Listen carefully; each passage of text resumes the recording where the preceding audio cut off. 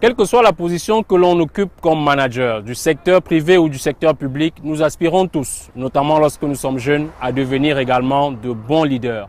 Comment devenir un bon leader? La réponse à cette question dans le coaching qui va suivre. Et c'est Marlys Doualabel, consultante en ressources humaines, qui nous donne ses conseils et astuces pour faire de nous de bons leaders.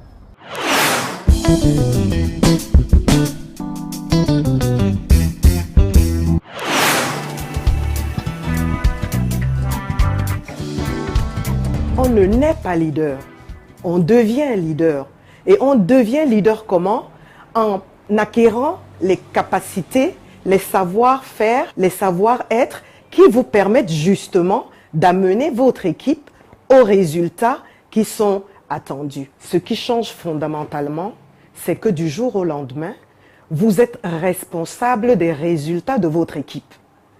Quand vous étiez membre d'une équipe, vous étiez responsable de vos résultats à vous. Mais maintenant, l'entreprise vous met face à des responsabilités plus importantes. Vous devez désormais animer une équipe. Vous commencez par rencontrer votre responsable hiérarchique, discuter avec lui sur la base du job description qui est désormais le vôtre, pour vous assurer que vous avez bien compris la charge et les responsabilités nouvelles que vous avez. Ensuite, vous rencontrez les membres de votre équipe, individuellement d'abord et après collectivement, pour que ensemble vous commenciez à bâtir une équipe. Et pour bâtir une équipe, il y a quelque chose qui est au centre qu'on appelle la communication et le partage. Maintenant, il va vous falloir vous documenter parce que ça ne s'invente pas. Il faut connaître les savoirs, les savoir-faire et les savoir-être qui vont vous aider. Il y a 3 piliers auxquels vous allez faire attention. D'abord, être sincère. Être sincère, c'est donner vos opinions. Ensuite, encourager la confiance mutuelle. C'est très dangereux au sein de votre équipe d'essayer de faire des camps ou de privilégier telle personne en lui donnant les informations qui conviennent et pas aux autres, etc. Affichez votre confiance, mais pas l'arrogance. Si on vous a donné une promotion, c'est que vous l'avez méritée. Donc, quand vous abordez votre équipe, et pour faire en sorte qu'elle-même soit confiante, il faut que vous vous présentiez à votre équipe confiant, mais pas arrogant. Faire ressortir le meilleur de chacun.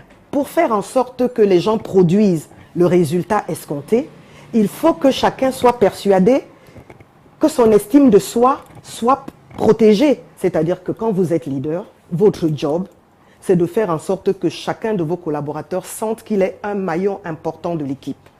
Encourager la performance et un bon moral. Il n'est pas question, parce que vous voulez garder la dynamique, de protéger l'absence de performance. Au contraire, il faut pouvoir mettre le doigt là où il fait mal, mais en même temps avoir des solutions d'accompagnement. Être réceptif au feedback, c'est très important. Si votre équipe sent qu'il n'est pas possible de vous faire une observation, où il n'est pas possible de vous dire qu'ils ont une opinion différente, alors vous n'aurez jamais le plein rendement de ces personnes, puisqu'ils vous cacheront toujours une partie de ce qu'ils pensent, parce qu'ils ont peur, qu'en vous livrant leurs opinions, que vous ne soyez pas tout à fait, j'allais dire, tout à fait ouvert.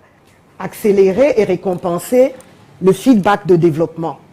Ça veut dire que quand quelqu'un vient vous donner une information qui est importante pour l'ensemble de l'unité, non seulement vous gratifiez cette personne d'un bon compliment, mais vous partagez l'information avec les autres. Faire preuve d'humilité.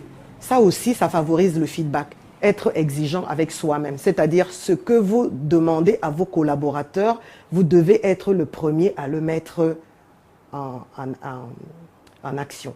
En conclusion, pour devenir un leader efficace, 1. Il faut être conscient que désormais, on est garant des résultats de son unité. 2. Il faut créer un environnement qui facilite le feedback. 3. Il faut que vous soyez prêt à écouter. Il faut que vous soyez prêt à analyser, à aller jusqu'au bout de l'analyse des résultats qui vous sont rapportés. 4. Il ne faut pas hésiter à gratifier les meilleurs et à remettre les moins bons face à leurs résultats. surtout et surtout, restez toujours calé aux faits et pas sur les individus. Ne jamais dire « vous êtes nul, je ne peux pas vous faire confiance », etc. etc. C'est la fin de cette édition de votre magazine Carrière. Mesdames, Messieurs, toute l'équipe se joint à moi pour vous dire merci de nous avoir suivis pendant ces 52 minutes. Nous espérons avoir atteint notre objectif, vous inspirer travail, courage, innovation et vous souhaiter enfin la réussite dans votre carrière professionnelle. À très bientôt pour une nouvelle édition de ce magazine sur votre chaîne de télévision.